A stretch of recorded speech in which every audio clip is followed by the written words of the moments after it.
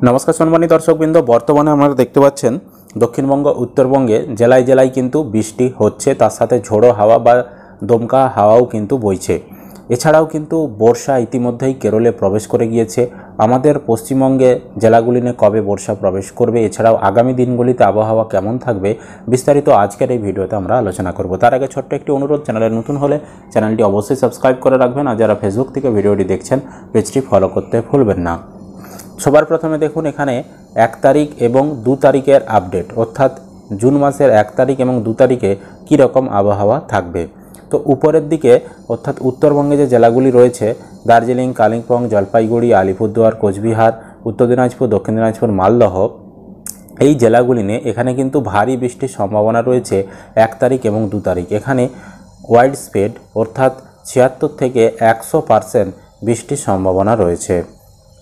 এছাড়াও নিচের দিকে জেলাগুলি নিয়ে যেমন মুর্শিদাবাদ, নদিয়া, উত্তর 24 পরগনা, দক্ষিণ 24 পরগনা, কলকাতা, হাওড়া, হুগলি, পূর্ব বর্ধমান, পশ্চিম বর্ধমান, বীরভূম, পূর্ব মেদিনীপুর, পশ্চিম মেদিনীপুর, বাঁকুড়া, পুরুলিয়া, ঝাড়গ্রাম, এই জেলাগুলি নিয়ে এখানে FWS মানে 51 থেকে 75% বৃষ্টির কিন্তু সম্ভাবনা রয়েছে। তারপরে দেখুন 3 তারিখ, 4 তারিখ এবং 5 তারিখ এই 3 দিনে আবহাওয়া কেমন থাকবে। দার্জিলিং, কালিম্পং, জলপাইগুড়ি, আলিপুরদুয়ার এবং কোচবিহার, এই যে 5টি জেলা, এই 5টি জেলাতে এখানে কিন্তু ভারী বৃষ্টি হবে, অর্থাৎ 76 থেকে 100% বৃষ্টির সম্ভাবনা রয়েছে।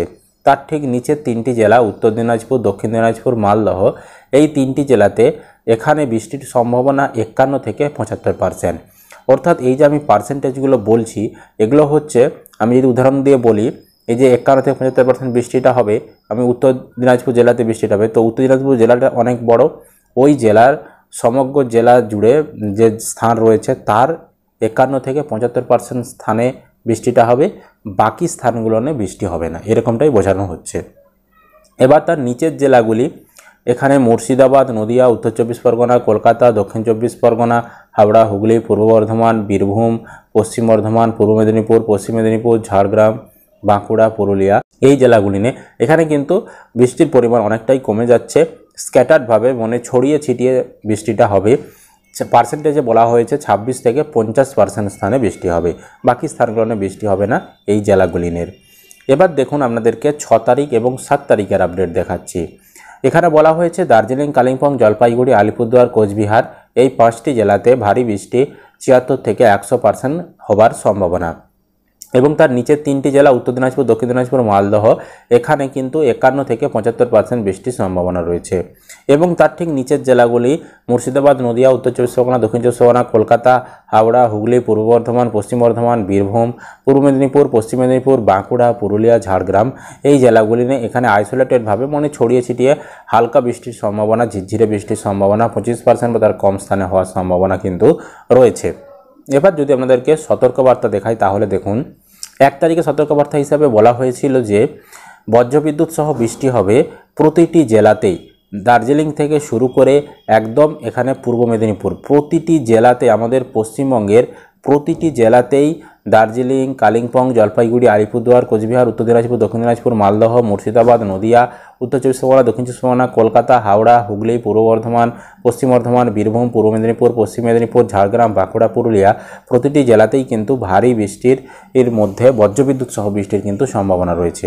এবার এখানে কিন্তু কোথাও কোথাও ভারী বৃষ্টিরও সম্ভাবনা রয়েছে, 7 থেকে 11 সেন্টিমিটার ভারী বৃষ্টির সম্ভাবনা কিন্তু রয়েছে দার্জিলিং, কালিম্পং, জলপাইগুড়ি, আলিপুরদুয়ার, কোচবিহার, উত্তর দিনাজপুর, এছাড়াও পূর্ব বর্ধমান এবং হুগলি, এখানে ভারী বৃষ্টির সম্ভাবনা রয়েছে।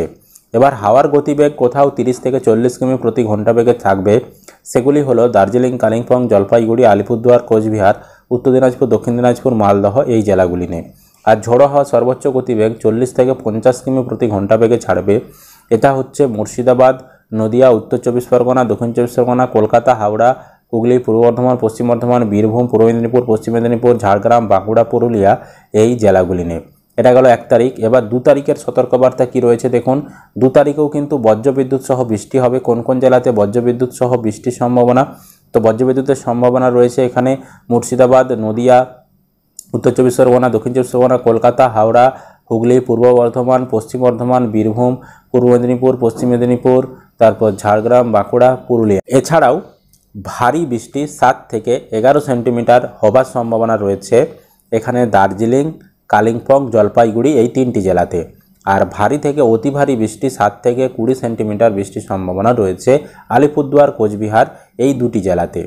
এবার দেখুন ঝোড়ো হাওয়ার সর্বোচ্চ গতিবেগ 30 থেকে 40 কিমি প্রতি ঘন্টা বেগে থাকার সম্ভাবনা মুর্শিদাবাদ, নদিয়া, তারপর হুগলি, কলকাতা, হাওড়া, পূর্ব বর্ধমান, পশ্চিম বর্ধমান, বাঁকুড়া, তারপর ঝাড়গ্রাম, পুরুলিয়া এই জেলাতে।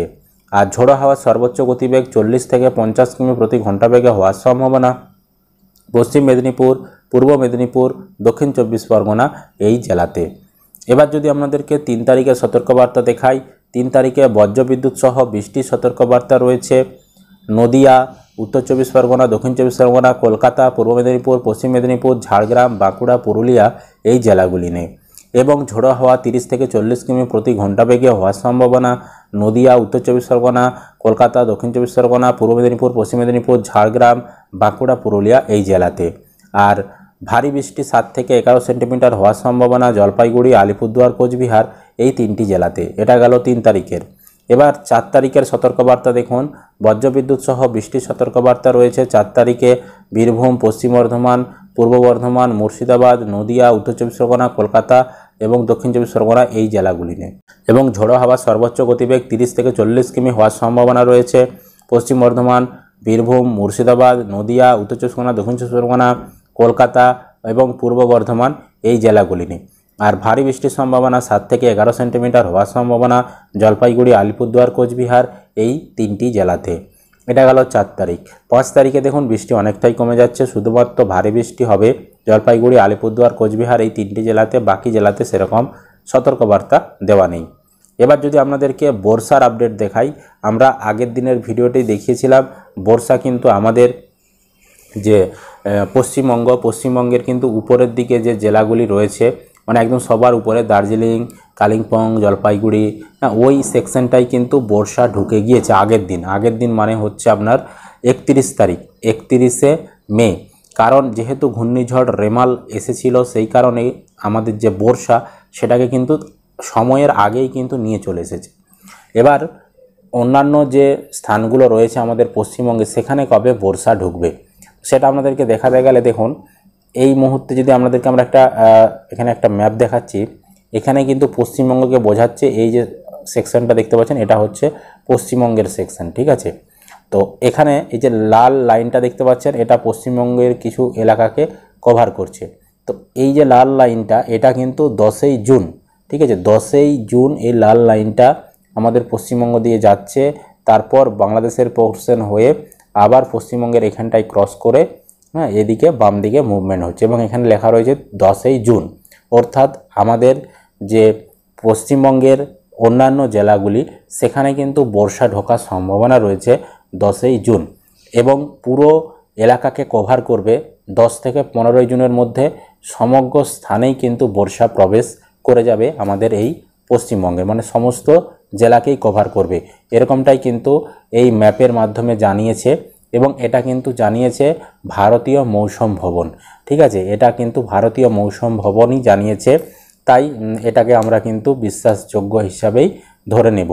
এই ছিল আজকের আপডেট। আশা করি আপনারা ভিডিওটা বুঝতে পেরেছেন। যদি ভিডিও ভালো লেগে থাকে অবশ্যই লাইক করবেন। আপনি কোন জেলা থেকে ভিডিওটি দেখছেন, আপনাদের ওখানে আবহাওয়া কেমন অবশ্যই কিন্তু কমেন্ট করে জানিয়ে দিবেন। ইউটিউব থেকে দেখলে চ্যানেলটি সাবস্ক্রাইব করতে ভুলবেন না, আর ফেসবুক থেকে দেখলে অবশ্যই পেজটি ফলো করে রাখবেন।